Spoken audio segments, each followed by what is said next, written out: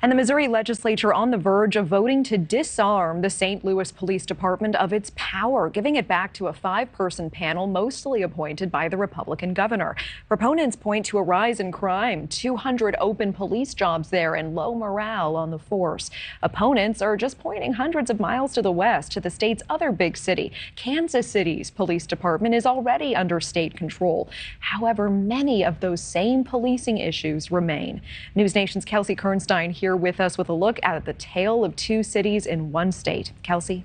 Hey, Natasha. Yeah, many residents and politicians in St. Louis, they're fed up with the crime rate. There were 200 homicides last year.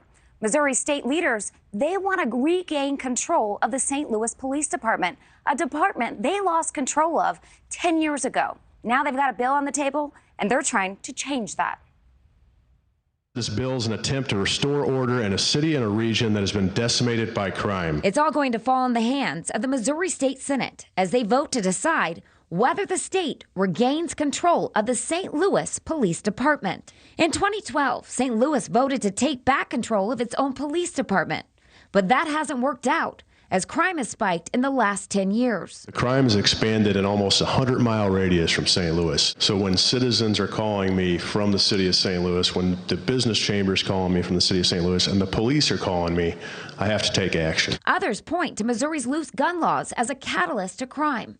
In 2016, Missouri became a permitless carry state. As long as we allow 16-year-olds to walk our streets carrying automatic weapons, crime is not going to change. St. Louis's mayor is against the bill and thinks the city should continue controlling the police department. And Kansas City's mayor would like to get local control back. Kansas City is not safer under state control, and I think in many ways the opposite. It's instead actually the impact it has on our ability not just to respond to crime, but to prevent it, to be as creative as possible. And that's why no other major American city does it like this. If the bill passes, the St. Louis Police Department would be controlled by the state starting in August. Now, other cities around the country, they're watching Missouri's lead. Baltimore, Maryland, and Jackson, Mississippi, also dealing with major crime rates and could make similar changes.